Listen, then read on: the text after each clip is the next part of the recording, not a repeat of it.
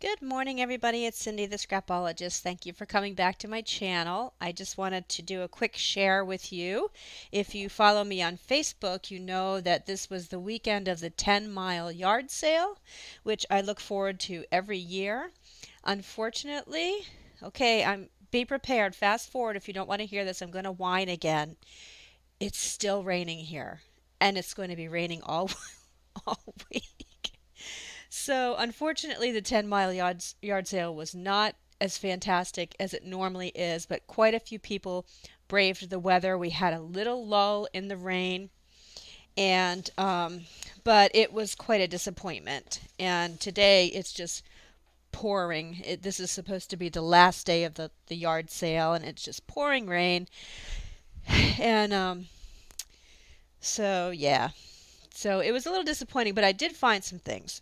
So I want to show you. Actually, because it was so disappointing, I went to a couple of antique shops too, because I really needed to stock up on my supplies a little bit. And so a couple of these things I got at antique stores. So I just wanted to show you what I got. Some of it will be going into my shop. My most favorite thing, I'm not even going to use it, but it's a spool of yarn, and it comes from an old mill that is about a quarter of a mile from my house. I've talked before about all of the old mills, the old big, huge brick mills that we have along the rivers here in Maine, and there are quite a few of them here in the town where I live that have all gone out of business, unfortunately. And this lady was sitting there with a bunch of these spools of yarn, vintage yarn. This yarn is beautifully made. And I asked her about it, and she said it comes from the mill on the island, right down the street from me. She worked there. The mill closed around the 1970s, and her job was to spin the yarn. To you know how it's uh, woven or braided, or I don't know what the technical term is, but that was her job. She was about a little old lady in her 80s. So cool to get the history. So this is just, I needed something a little tall for one of my bookshelves here in my studio, and this is just going to go up on the shelf for me to look at. So um, I love it. This is a book that I found for really cheap in an antique store. It is over, I forget the date. It is from the 1700s. It is over 200 years old. And it's quite damaged. You can tell this used to be one of those bright marbleized covers with a leather spine. But wait until I open it up, you guys. When I saw this, I went, "This is mine. Must have it." So, um, what this actually is, and you can see how much I paid for it, $3. I couldn't believe it. But let me flip through past these first few pages. What this is a farmer's bookkeeping record from some of the dates in the back were 17 something. Here's 1806, and you can see it's written in brown ink. It's just beautiful, and you can see as you go through that the handwriting changes. So this, I'm thinking, the story behind this is that this was in the family, the same family, for a long, long time, many generations. There's some old dried flowers in here, and they here's where they paid their employees. They paid Jonathan Brown 73 cents for 2 days' work. And I think what they did, because, I mean, look at that. Oh, paper, you couldn't just go to the store and just just go to your local Staples and buy a journal. Back then, paper was kind of a commodity. It was something that you treasured. And so I think what happened is when they finished the book, um, they reused it and they went back to the beginning and started using it as a scrapbook because you can see that there was writing underneath. And so they just kind of started putting their favorite poems on top of the old bookkeeping writing. And so, yeah, I opened it up and I thought, oh, this is going to be super expensive. And when I saw $3, so the oldest date I could find, I thought I saw something from the 17. No, I guess 1806 is the oldest date I could find. Four days work, ditto, ditto, ditto. And oh, here they're selling rum, 32 cents. That's cool. But yeah, I think he was a farmer because I saw somewhere in here, my mom was looking through it, and I think she saw corn and cotton, not cotton, there was something else. 2 eggs, spice. Oh no, that's a, wait. Oh, that's a recipe for cupcakes. 5 cups of flour, 2 tubs of sugar, cup and a half of butter, flour, tablespoonfuls of milk, and teaspoon of pearlash, 2 eggs of spice. Cool. So there's an old recipe in there. I actually like to try making these old-fashioned recipes. But anyway, okay, enough of this. That is one treasure. And then I got, so the yard sale, 10-mile yard sale, I got a couple of books. This one isn't all that great, but it was only 50 cents. And it's The Last of the Mohicans. The pages inside are not interesting.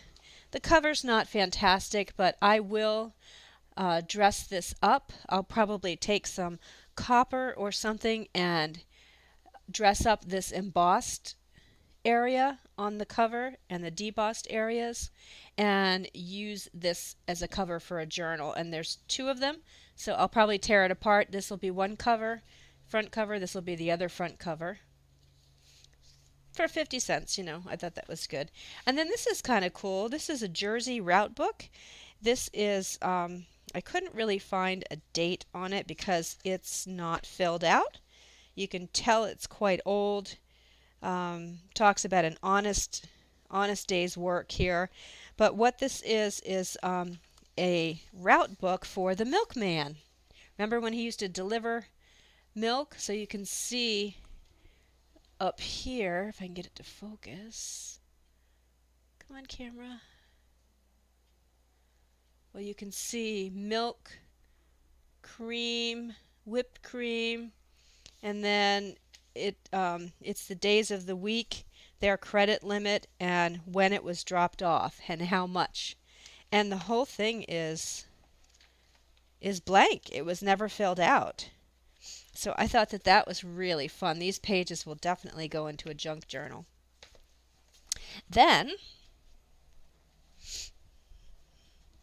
this guy had, I don't know if I can get it up here, this humongous box of stuff, of old papers.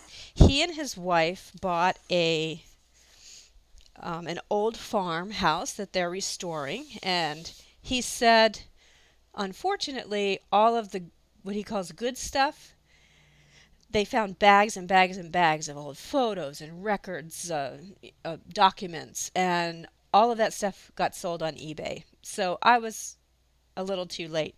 But he said, why don't you take the whole box? And he gave me a really good price. So it's just a mishmash of stuff. just a mishmash of stuff that I will definitely use in journals. And it's got stuff like they're old telephone and telegraph bills from the 1950s. They're receipts.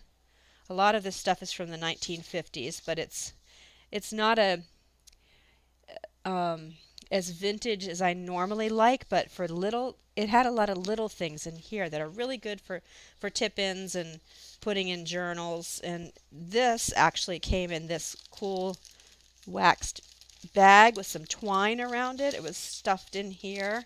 So of course I will be using that. There's an old map in here that's fallen in pieces. Map of Boston, I think it is, but it's really neat looking. I can definitely use all of this. There were a whole bunch of Boston and Maine Railroad. These are from the 1800s. Receipts. I think some of these were from 1890. His rent receipts, he paid $6 a month. Oh yeah, some of this stuff is from the 1800s. This is 1898. And it is his rent. He paid $7 for 1 month of rent. And there's another map piece. There's a whole bunch of these rent receipts in here. Another railroad receipt. Some old wedding stuff. Makes you kind of sad, really. 1961, there's a prescription for her eyeglasses. And just a cool old envelope. So just a lot of stuff in here that most people would consider junk. And a letter from the Rabbit Breeders Association. And look at this cool old paper clip. I've actually never seen one like that. I'm going to take that off. It's not going to come off without tearing the paper. So this is a blueprint of a map of his property. And more of these. These are all milk receipts. People who bought milk from this farmer in the 1800s.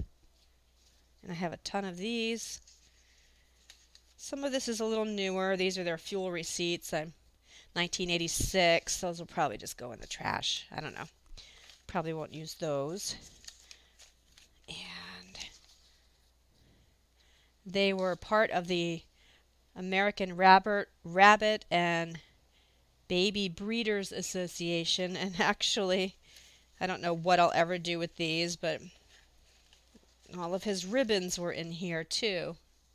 Kind of sad, isn't it? All kinds of ribbons. These I might use. I don't know about these.